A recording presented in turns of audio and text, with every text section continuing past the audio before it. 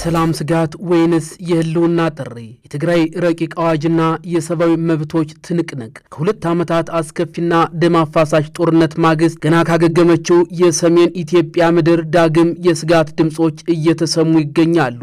የፕሪቶሪያው የሰላም ስምምነት የፈነጠቀው ተስፋ ሙሉ በሙሉ ሳይሰምርም በትግራይ ክልል ሊጸድቅ የተዘጋጀው አዲስ ወታደራዊ ረቂቅ አዋጅ ቀጠናውን ወደ ሌላ ውጥረት እያንደረደረው ይገኛል። የትግራይ ህዝብን ህልውናና ደህንነት ለማረጋገጥ በሚልም የቀረበው ይህ ረቂቅ ህግ እድሜያቸው ለውትድርና የደረሱ ዜጎችን በግዳጅ ክተት ከመጥራት ባለፈም ፈቃደኛ ያልሆኑትን በከባድ የገንዘብ ቅጣት በእስራትና እስከ ሞት በሚደርስ ጽኑ ቅጣትም እንደሚቀጣ ይደነግጋል ማለት ነው። ይህን ተከትሎ ህወሓት ለግዳጅ ወታደራዊ ምልመላ ያወጣውን ረቂቅ ህግ በዝባዥ በማለት ሂውማን ራይትስ ዎች እንዲሰር አሳስቧል። የትግራይ ክልል መሪዎች ለወታደራዊ ግዳጅ ምልመላ ለማድረግ ኃይል የሚሰጣቸውንና ተቃዋሚዎችን እንዲቀጡ መንገድ የሚጠርግላቸውን ረቂቅ አዋጅ እንዲሰርዙም ሂውማን ራይትስ ዎች ነው ያሳሰበው። የሰብአዊ መብት ተሟጋቹ ሰኔ 16 ቀን 2018 ዓ.ም ባወጣው መግለጫውም ህወሓት ረቂቅ አዋጁን ያወጣው ፌዴራል መንግስቱ የተሾሙ የክልሉን አስተዳዳሪዎች ከስልጣን አውርዶ ከኤርትራ ብሔራዊ የውትድርና አገልግሎት ጋር የሚመሳሰል አፈሳ ከጀመረ በኋላ ነው ተብሏል። የሂውማን ራይትስ ዎች የአፍሪካ ምክትል ዳይሬክተር የሆኑት ላቲሻ ባደር የትግራይ ተወላጆች ከሁለት ዓመቱ አውዳሚ ግጭትና ካስከተለው መዘዝ ገና እያገገሙ እንደሆነ ጠቅሰው የክልሉ ባለስልጣናት አሁን ባለው የፖለቲካ ውጥረት ሳቢያም ሲቪሎች ወታደራዊ አገልግሎት እንዲሰጡ ማስገደድና ጎን ለጎን ደግሞ የግዳጅ ምልመላውን የሚተቹትን መቅጣት የለባቸውም ብለዋል። የትግራይ ህዝብን ህልውናና ደህንነት ለማረጋገጥ የትግራይ ብሔራዊ ክልላዊ መንግስት ያወጣው አዋጅ በሚል ርዕስ የተዘጋጀው ይህ ረቂቅ ሰነድም በክልሉ ምክር ቤት እንደሚጸድቅም ቢቢሲ ትግርኛ ከምንጮቹ ያገኘውን መረጃ ዋቢ በማድረግ ማክሏል። ረቂቅ አዋጁ የመጀመሪያ ክፍል አንቀጽ 5 ላይ እድሜና ጤና የሚፈቅድለት ማንኛውም የትግራይ ተወላጅ የክልሉ መንግስት የሚቀርብለትን የክተት ጥሪ ተቀብሎ የመሳተፍ ብሔራዊ ግዴታ እንዳለበትም ይገልጻል። በሶስተኛው ክፍል ደግሞ የወንጀል ተጠያቂነት በሚለው የረቂቅ ህጉ ክፍል ስርም በትግራይ ጦር ውስጥ ለመቀላቀል ወይም ለመዋጋት ፈቃደኛ ያልሆነ ማንኛውም ሰው በደጀን ወይም በግንባር ግዴታውን እንዲፈጽምም ጥሪ ቀርቦለት ያልተቀበለ ከሆነ ደግሞ ከ10,000 እስከ 50,000 ብር ተቀጥቶ ግዴታውን እንዲፈጽም ይደረጋል ሲልም ይደነግጋል። በትግራይ እየተካሄደ ያለው የግዳጅ ወታደራዊ ምልመላም ፈጠረው ስጋት ምክንያትም በርካታ ወጣቶች ከክልሉ እየወጡ ወደ ቀሪው የኢትዮጵያ ክፍል እየሸሹ ሲሆን ሌሎች ደግሞ እዚያው ተደብቀው እንደሚገኙም ተናግረዋል። አፈሳው ከነዋሪዎችና ከመብት ተሟጋቾች ውግዘት እየገጠመው ቢሆንም ምልመላው በፈቃደኝነት የሚካሄድ ነው በማለትም ህወሓት ማስተባበሉን የፈረንሳይ ዜና ወኪልም መዘገቡ ይታወሳል። በትግራይ በስፋት እየተካሄደ ያለው ወታደራዊ ምልመላ በአብዛኛው በፈቃደኝነት ላይ ብቻ ተመስርቶ የሚካሄድ መሆኑን የህወሓት ምክትል ሊቀመንበር አቶ አማኑኤል አሰፋ ተናግረዋል። ነገር ግን ሁለቱም የትግራይ ተወላጆች ግዛቱን ከህልውና ስጋት መካከል ስላለበት ልዩ ሁኔታዎች አሉ በማለትም የግዳጅ ምልመላው እንዳለም በተዘዋዋሪ ገልጸዋል። ሂውማን ራይትስ ዎች ባወጣው መግለጫም ረቂቅ አዋጁ አሻሚና በጣም የተለጠጠ ቋንቋ መያዙንም ይጠቅሳሉ። ይህም ለብዝበዛ ክፍት መሆኑን እንዲሁም ለተለያዩ ጥፋቶች እስራትና የሞት ቅጣትን ማካተቱንም ነው የገለጸው። ረቂቁ የወጣው በህወሓትና በፌዴራል መንግስቱ መካከል ያለው ውጥረት በመባባሱ የትግራይ ንጹሐን ዜጎችን ለተጨማሪ የጭካኔ ድርጊት ያጋልጣል የሚል ፍርሃት በተፈጠረበት ወቅት መሆኑንም ያመላክታል። ቅድሚያ ለሰብአዊ መብቶች ኢትዮጵያ የተባለው የሰብአዊ መብት ድርጅት የትግራይ የጸጥታ ኃይሎች በክልሉ መጠነ ሰፊ አፈሳና የግዳጅ ወታደራዊ ምልመላ እያካሄዱ መሆናቸውንም በመጥቀስ መግለጫ ማውጣቱ ይታወሳል። ቢቢሲ ያነጋገራቸው በክልሉ በተለያዩ ከተሞች የሚኖሩ ወጣቶችም ከስራ ቦታቸው፣ ከመዝናኛ ስፍራዎች እንዲሁም ከህዝብ ትራንስፖርት ላይ በግዳጅ ተወስደው ወደ ተለያዩ ካምፖች መላካቸውንም ነው የተናገሩት። ውጥረቱ በተባባሰበት ወቅትም አሜሪካ በኢትዮጵያ ያለውን ሰላም በማናጋት ውስጥም ተሳታፊ ናቸው ባለቻቸው አክራሪ የህወሓት አባላትና የቅርብ የቤተሰቦቻቸው አባላት ላይ የቪዛ ክልከላ መጣሏን ማሳወቋም አይዘነጋም።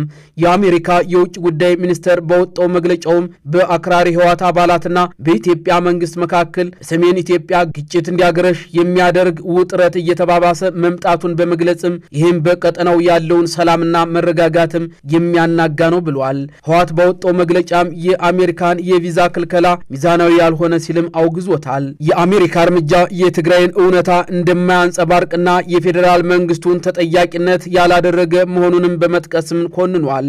የህወሓት የግዳጅ ወታደራዊ ምልመላ ከኤርትራ ብሔራዊ የውትድርና አገልግሎት ጋር እንደሚመሳሰልና የተባበሩት መንግስታት የሰብአዊ መብት ተቋማትም ይህንን ማውገዛቸውንም ሂውማን ራይትስ ዎችም ጠቅሷል። የግዳጅ ምልመላ፣ ገደብ የለሽ ወታደራዊ አገልግሎት፣ የእንቅስቃሴ ገደብና ከወታደራዊ ምልመላ የሚያመልጡ ሰዎችንና ቤተሰቦቻቸውን መቅጣትን የተባበሩት መንግስታት ድርጅት መርማሪ ተቋማትም በተገቢ ሁኔታ መኮነናቸውንም በመግለጫው አካቷል።